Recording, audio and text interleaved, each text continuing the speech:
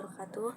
Pertama-tama marilah kita panjatkan puja dan puji syukur ke hadirat Allah Subhanahu wa taala karena telah memberikan rahmat sehingga kami dapat mempresentasikan video hasil diskusi kami yang berjudul protein. Saya ucapkan terima kasih kepada Ibu Ratia Arum Astuti M. Farm selaku dosen pembimbing mata kuliah biokimia. Sebelum lanjut ke materi, saya akan memperkenalkan diri saya dan teman-teman kelompok saya. Yang pertama ada saya sendiri, Siti Rahmadani sebagai moderator, Dianur Fafifah, Fitriani Erlin Salambau, Patrianto Yuro Arkano Palungan, Meliani, dan Silvana Serio. Untuk mempersingkat durasi, video ini saya serahkan kepada pemateri. Baik, terima kasih atas waktu dan kesempatannya. Saya akan menjelaskan materi tentang pengertian protein. Jadi, perlu kita ketahui bahwa protein merupakan molekul besar dengan berat molekul bervariasi antara 5.000 sampai jutaan protein menghasilkan asam-asam amino terhidrolisis oleh asam atau enzim. Protein berasal juga dari kata protos atau proteos yang berarti pertama atau utama. Protein merupakan komponen utama menyusun sel hewan maupun manusia.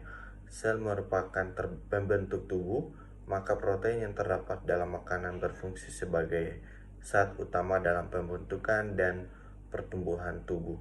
Oke, materi selanjutnya saya akan menjelaskan tentang golongan atau jenis protein. Golongan atau jenis protein yang pertama terbagi menjadi protein serat.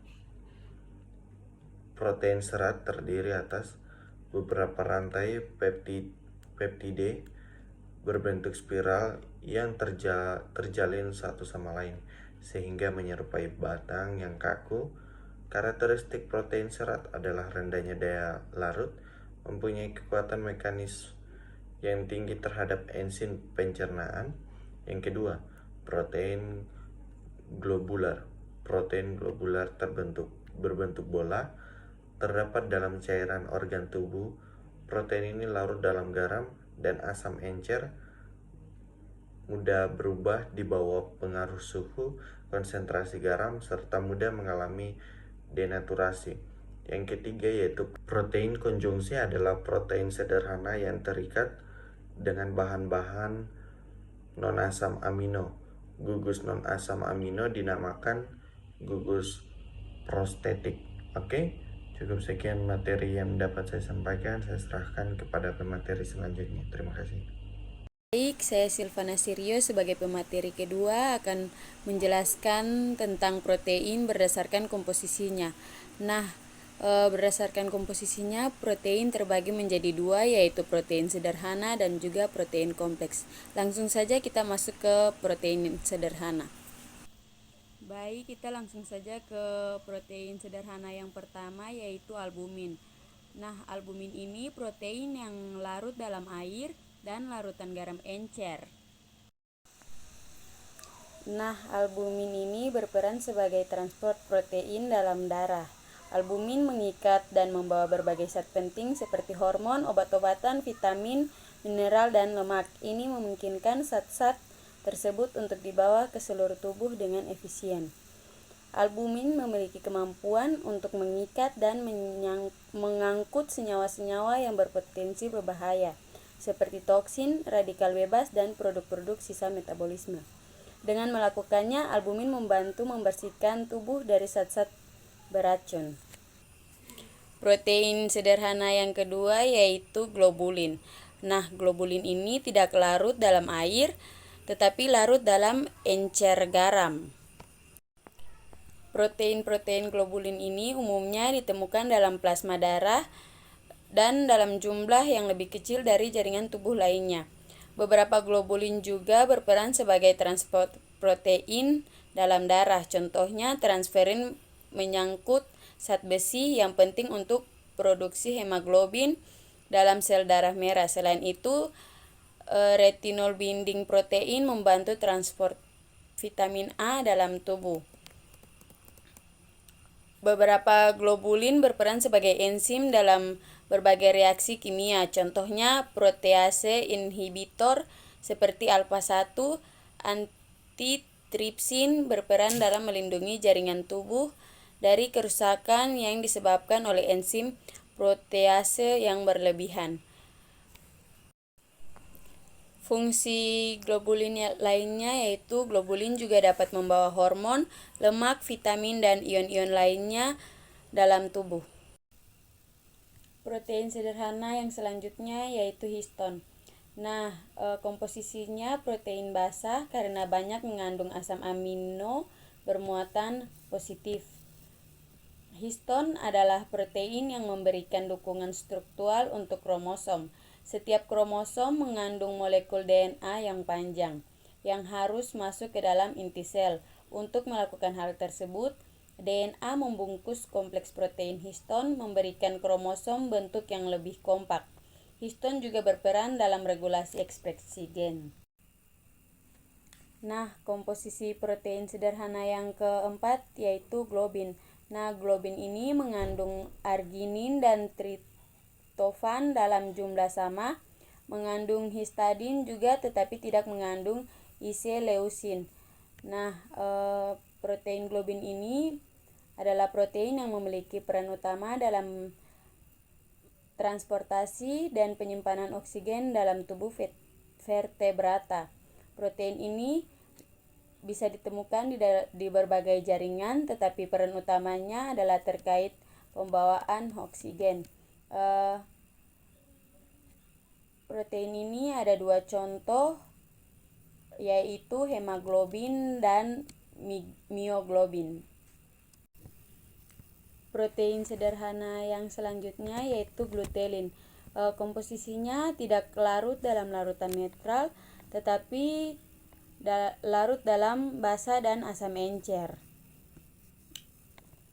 Protein glutein adalah salah satu kelompok utama protein penyusun biji-bijian, terutama ditemukan dalam biji-bijian sereali seperti gandum, beras, dan oat. Glutein termasuk dalam kategori protein penyimpanan. Protein sederhana yang terakhir yaitu prolamin. Komposisi dari prolamin ini banyak terdapat pada sayuran, tidak larut dalam alkohol absolut. Baik, langsung saja kita ke komposisi protein yang kedua yaitu protein kompleks. Yang pertama yaitu ada fosfoprotein. Hidrolisisnya menghasilkan asam amino dan asam fosfat. Yang kedua, glikoprotein, merupakan turunan karbohidrat. Yang ketiga, kromoprotein dengan gaya prastetik yang berpigmen. Dan yang keempat ada nukleoprotein. Nukleoprotein adalah protein kompleks yang mengandung asam nukleat seperti DNA atau RNA bersama dengan protein. Komposisi nukleoprotein dapat bervariasi tergantung pada jenis sel atau organisme. Fungsi khususnya dan apakah itu mengandung RNA atau DNA. Sebagai contoh, nukleoprotein dalam inti sel manusia memiliki komposisi yang berbeda dengan nukleoprotein dalam virus. Yang kelima ada lipoprotein.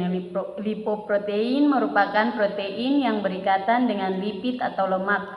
Lipoprotein berperan dalam transportasi lipid dalam darah dan jaringan tubuh.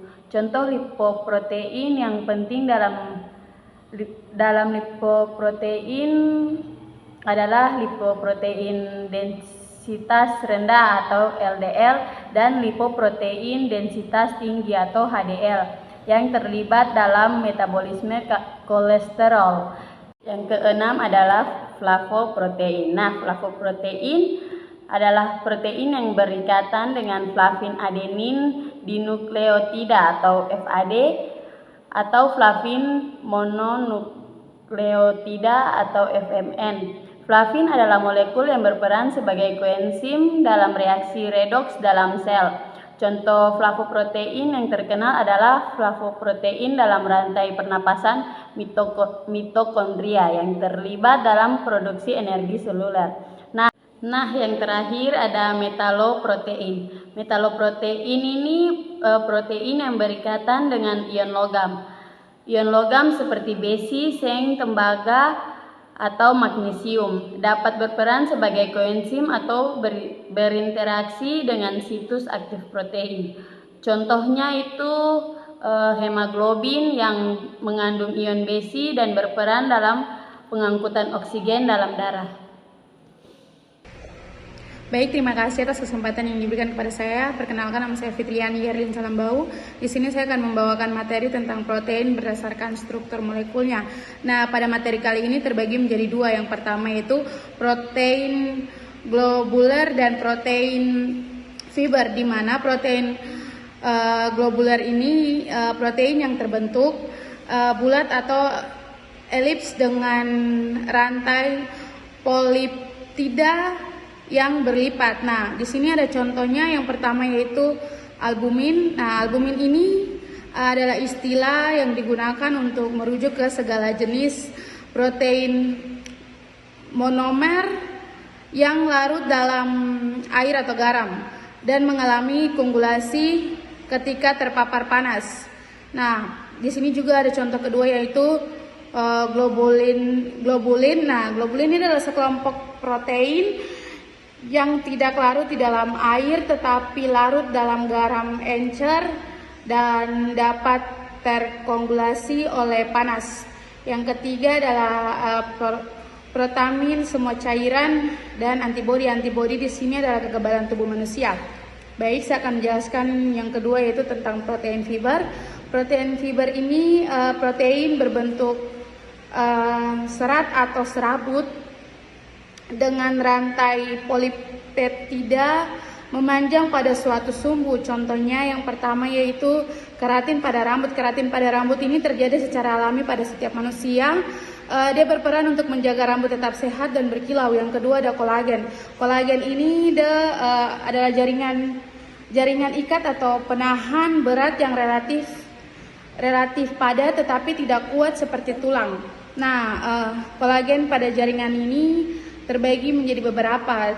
Tulang rawan ini terbagi menjadi beberapa. Yang pertama, kolagen pada tulang rawan pada bagian persendian, tulang rawan pada tulang telinga, tulang rawan pada tulang hidung. Nah, yang terakhir di sini ada fibron pada sutra. Fibron pada sutra ini protein yang tidak larut yang terdapat dalam sutra yang diproduksi oleh serangga seperti lava. Lava ini ulat sutra monofrog. Baik, itu yang saya akan jelaskan. Saya berikan kepada pemateri selanjutnya. Terima kasih. Baik, terima kasih. Perkenalkan, saya Dian Nurhafifah. Di sini saya akan membawakan materi tentang mekanisme sintesis protein.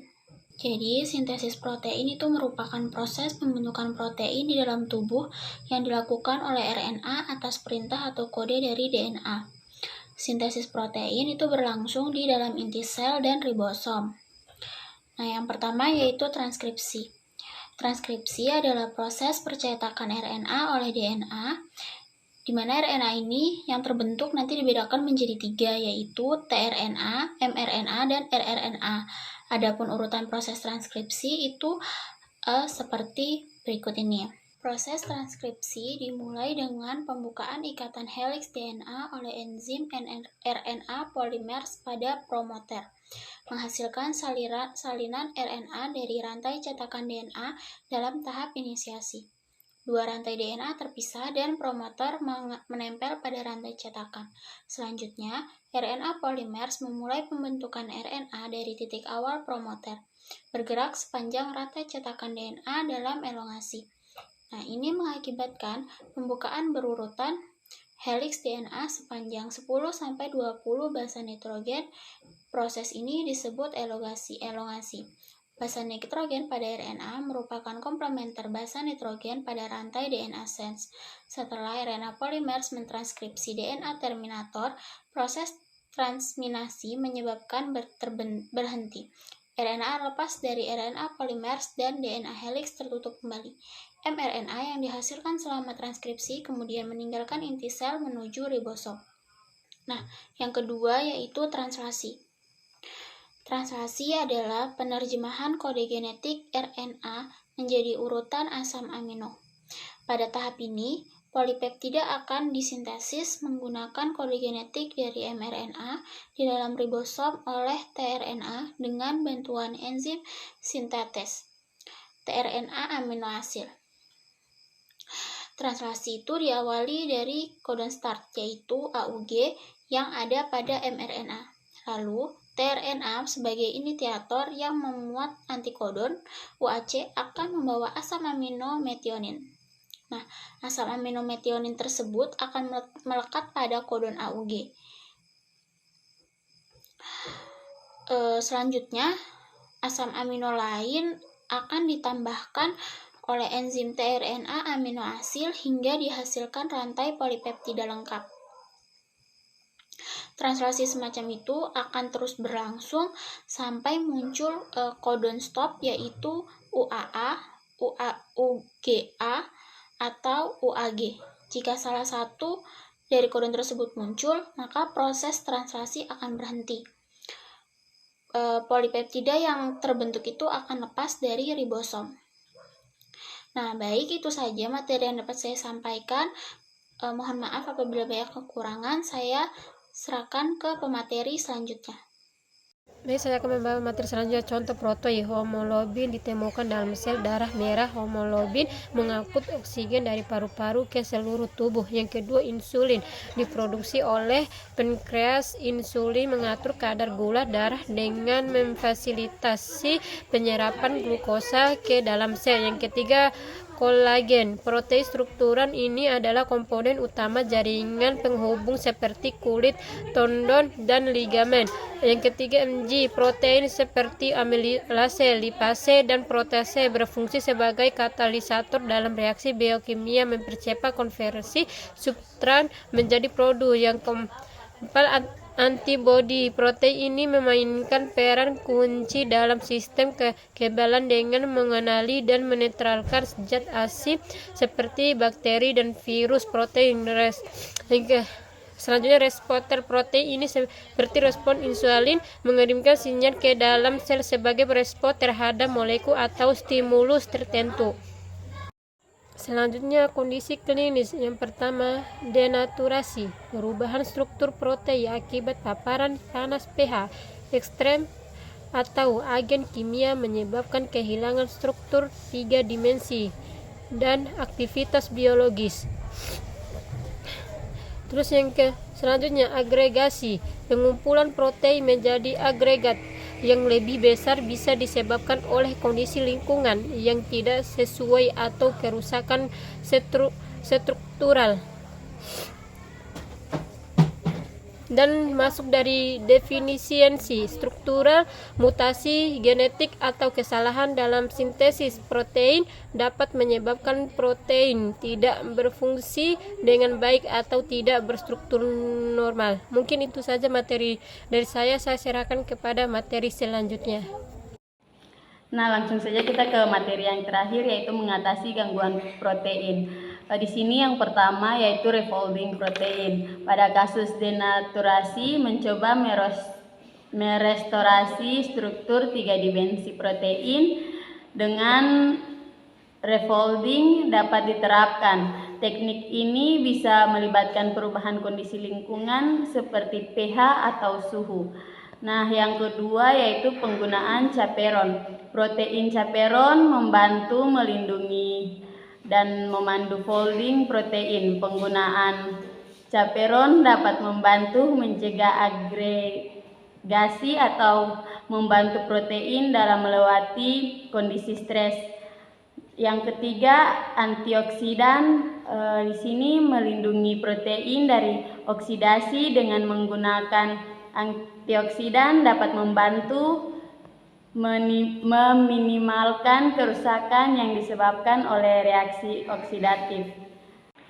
Yang keempat, ada inhibitor glikasi.